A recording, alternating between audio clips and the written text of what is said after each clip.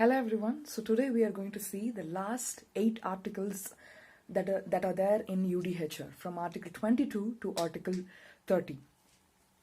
So if we look back into the articles that we studied, that we learned, uh, those articles mainly talk about your civil and political rights, like your basic rights, like basic rights for your survival, for your existence, for to make sure that you are not being tortured, you are not being detained, you are not being arrested for unnecessary reason. Those things talked about your basic rights. Now we are going to talk about your second generation rights, which are socio, economic, and cultural rights. So we'll start from Article 22, right to social security. Everyone, as a member of the society, has the right to social security and is entitled to realization through national effort and international cooperation and in accordance with the organization and resources of each state of the economic and social and cultural rights, indispensable for his dignity and the free development of his personality. So, which means that every government is responsible for its citizens' social security. That's why you have social welfare policies in protecting and safeguarding people below poverty line or people who need the law to take care of them, and not just them, totally the whole of its citizen. The government is responsible to take care of them. So you have the right to be socially secured. Article number 23, right to desirable work and to join trade unions. So according to this right, you have 4 rights. One is your right to choose the work that you want to do.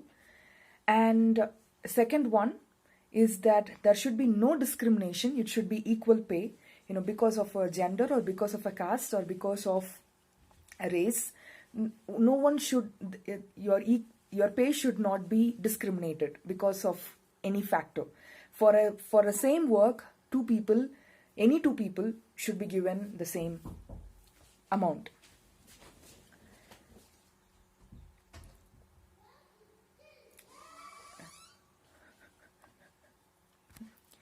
And the third right in this right to work says the pay that you receive should be a fair amount that should be able to help you and your family's existence. So, which means there is a basic minimum wage that they are setting, and again, according to each country, these things vary. If you take countries like US, the minimum wage is different, and if you take countries which are called as third world countries, their minimum wage is different. So it depends on the state, the government. And the fourth right under this right to work is everyone has a right to form and join trade unions for protection of his interests. So that's why in factories and even in as societies, people come together forming trade unions like farmers union or teachers union. You have parent teachers association and lot of association and lot of unions to protect the interest of their profession and their future professionals. The next one is Article 24. Everyone has the right to leisure and rest. Okay, this people might wonder why this has kept as a right. Because if we go back, our human race is known for feudalism, for slavery, where you cannot say that these are my working hours, these are the time that I am allowed to work. You are obligated to work to your master no matter what time and what day or what hour of the day. Like you just have to work. So they have to bring this right, saying everyone has the right to rest and leisure, including reasonable limitation of working hours and periodic holidays with pay. So it is a right, but again, like I said, these are your second generation rights, which means there are still a lot of areas which has to be addressed. Not every country has included this as a fundamental right. So we are still in the process of getting this as a law. But saying that, most of the countries, most of the firms, most of the organization, they do give periodic holidays with pay. They do give rest. They do give leisure, and this in particular is talking about people who are bonded labor. Technically, there should be no bonded labor or no such thing. But then again, they have the right to rest and leisure. Next is Article 25, which says right to adequate living standard.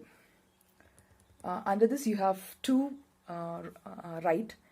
So the first one says everyone has a right to a standard of living adequate for health and well-being of himself and his family, including food, clothing, housing, and medical care and necessary social service, and the right to security in the event of unemployment, sickness, disability, widowhood, old age, or other lack of livelihood in circumstances beyond his control. So the basic livelihood, everyone has a right to a standard of living which can meet his basic needs for him and for his family. The second one under this Article 25 is motherhood and childhood are entitled to special care and assistance. And also it talks about children who are born out of wedlock shall enjoy the same social protection. So, again, marriage is a social contract. That is how family is recognized. Family is recognized only through marriage. But then, this article says all children, whether they are born within or out of wedlock, shall enjoy the same social protection. The next, Article 26, right to education. Here again, it has three rights under right to education. First, it says free elementary education, or the fundamental stages of education should be free for all human beings. So that is why if you take Indian law, you have free and compulsory education till 14 years of age. Next one, education shall be directed to full development of human personality. It should focus on human personality, not just gathering or gaining knowledge. Third one, which might be shocking, parents have prior right to choose the kind of education that shall be given to their children. Which means the reason that it is kept here is parents can decide for you. They know better. They have given birth to you. So that is why parents have the prior right to choose the kind of education that shall be given to their children. And also, parents know their social status, their economic status, and what they can afford and what they cannot afford, and they have an ultimate say in the child's education. Article 27, right to participate in cultural life of community. So everyone is entitled to social and everyone has a right to freely participate in cultural life and to protect his culture and his tradition. Article 28, right to social order. Everyone is entitled to a social and international order in which the rights and freedoms set forth in the declaration can be fully released. Which this I can call Article 28 even as an article to right to world peace. Everyone, that is you, me, your brother, your sister, your father, everyone has the right for a peaceful world, has a right for a peaceful environment, has a right for an world that has no war, peaceful environment. Again, if you remember, this requires brotherhood. This requires the third part. Like, you cannot achieve this on your own or by one country or by one organization. You need the nations to come together to achieve this. Article 29, community duty is essential to free and full development. Right to community duties and essential to free and full development.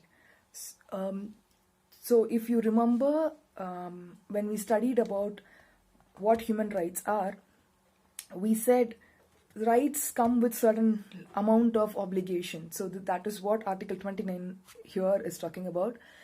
While we are exercising our right, while we are exercising our freedom, we need to remember that we have certain duty as well.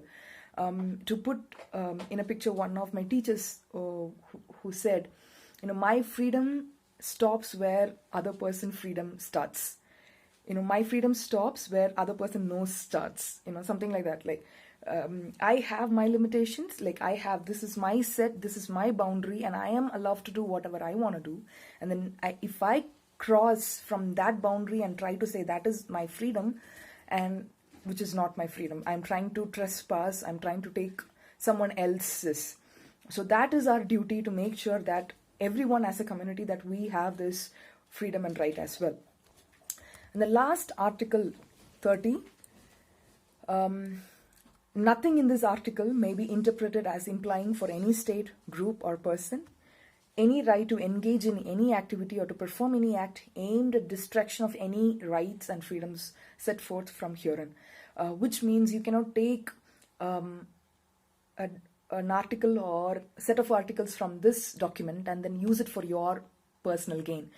This is meant for human rights. This is meant to fight for people who need rights, meant to fight for people who are being violated of their rights, and to make sure that the government has to take care of its citizens. So with this, we have come to an end of UDHR. Thank you. I hope this series will help you.